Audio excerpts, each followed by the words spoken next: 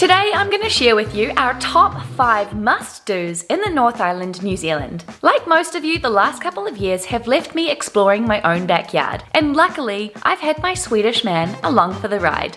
Yes! This was extra special because not only did I get to uncover places that I've never been myself, I've really been able to showcase my beautiful home country to Ludvig. During our time in New Zealand, we embarked on a month-long camper van road trip around the whole country, as well as many weekend getaways to see and experience as much as we could possibly fit in and afford. It was super tough to narrow down, but I've gathered our top 5 things to do in the North Island based on our personal experience and what we enjoy. Number 1 on the list is Hobbiton. Now looking out to the left is where the next scene was filmed. About a kilometre away you can see a gap in the pines at the top there. And it's from the Fellowship of the Ring, and you can see the beautiful Alexander Farm in all its glory.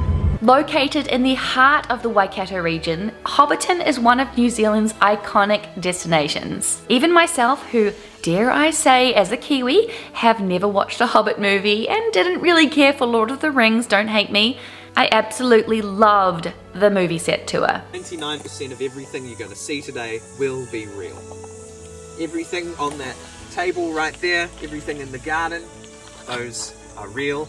I think it's particularly since starting this YouTube channel, learning all about the filming and editing process and all of the behind the scenes was so incredibly captivating. I'm sure anyone and everyone could appreciate the hours upon hours of hard work, persistence, patience, and creativity behind a franchise of this scale. Plus, if you are a fan of the movies, then this is an absolute no-brainer, and you've probably been here already.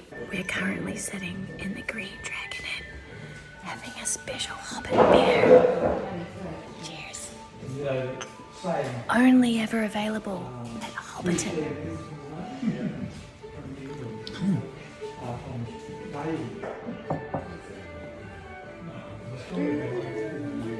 We also stayed in a real-life Hobbit house. You can check out the full video and all of the juicy details up there in the right-hand corner. Number 2, hike the TONGARIRO crossing and stay at the CHATEAU. This is my personal favorite hike in the whole of New Zealand. I obviously haven't done all of them, but this was a real standout for me. Not only is it accessible for most, my 69-year-old dad absolutely smashed this hike. It offers out of this world scenery that leaves you feeling like you've stepped into Mars. At 19.4 kilometers or 12 miles, it takes roughly around 8 hours for your average person. You'll be climbing lots of stairs, sliding down crumbly rocks as Ludvig demonstrates right here.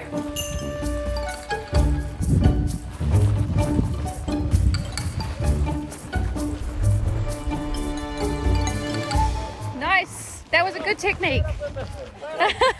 You'll be trekking through volcanic landscapes and past stunning emerald and blue lakes, followed by rainforest. This hike is crazy. After a long day of non-stop excitement, coming home to the beautiful and cozy chateau was everything we needed and more. Downstairs is a giant sauna and indoor pool, which was an absolute dream indulgence after a long day of hiking.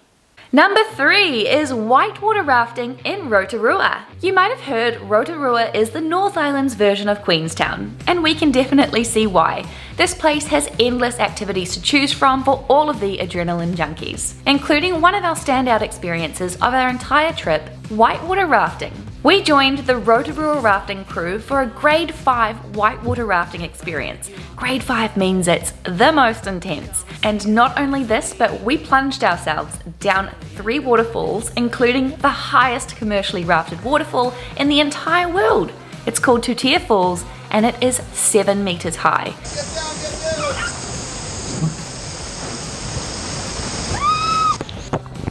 This was definitely one of our favourite activities during our entire time in New Zealand. Number 4 on the list is visit Cathedral Cove in the Coromandel. Welcome to one of the absolute must-do activities here in the North Island, Cathedral Cove.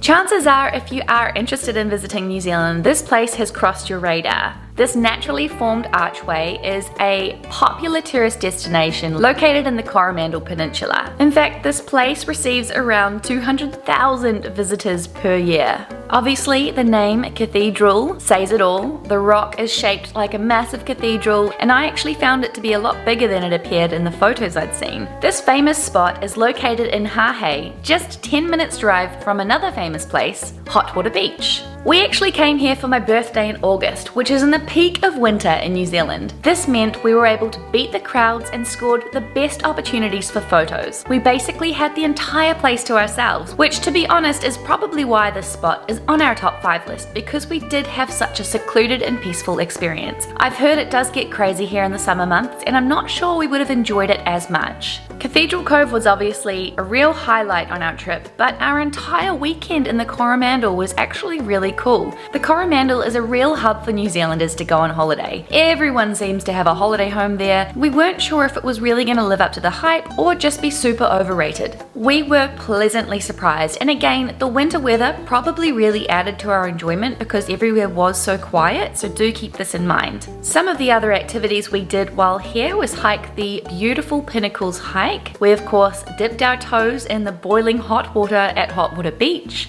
It's boiling, guys. I'm a bit scared to put my foot in actually.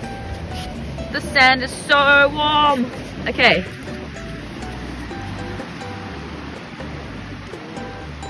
Oh yeah, oh my god, that's so hot. We stayed in a Lithuanian glamping pod right on the waterfront.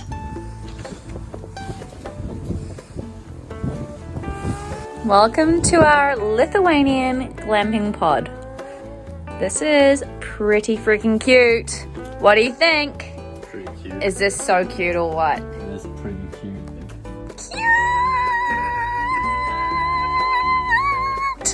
And we visited the Karangahake Gorge nearby, which was such a cool place. We can absolutely recommend making the trip out here for lots of fun stuff to do. You could easily spend a weekend to 2 weeks here.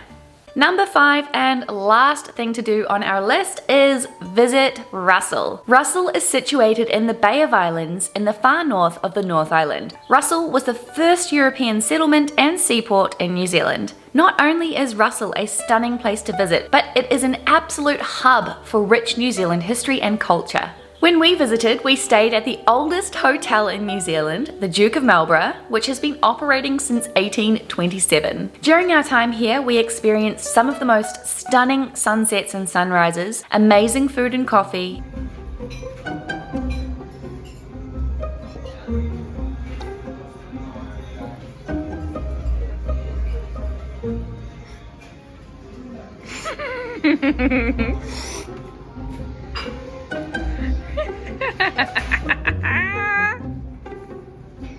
There's so much drink.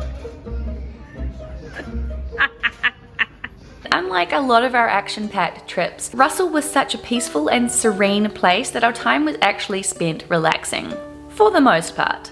Just your average Sunday in old New Zealand, eh?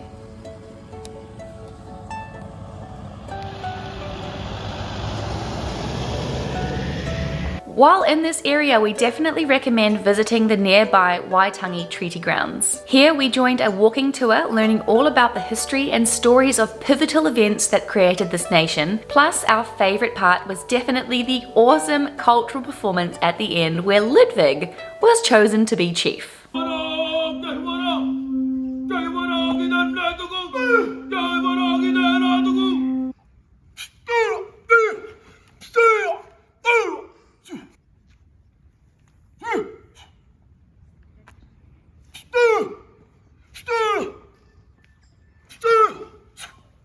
Thanks for watching, guys. We've actually made full videos on most of these places and experiences, so I'll link them all below. Definitely go and check them out if you're interested in learning more or just looking for some quality entertainment, because we always deliver on the quality entertainment. After a long car ride, Ludvig must release. Takes every opportunity he can to get a good stretch in. I'm gonna rip it. please do subscribe to our channel. It makes me happy dance all around the house when I see a new subscriber come through, so be that person for me. Give this video a thumbs up if you loved it, and comment down below on what place you'd like to visit most. Next, we'll be making our top 5 to-dos in the South Island, so make sure you stay tuned for that. See you next time.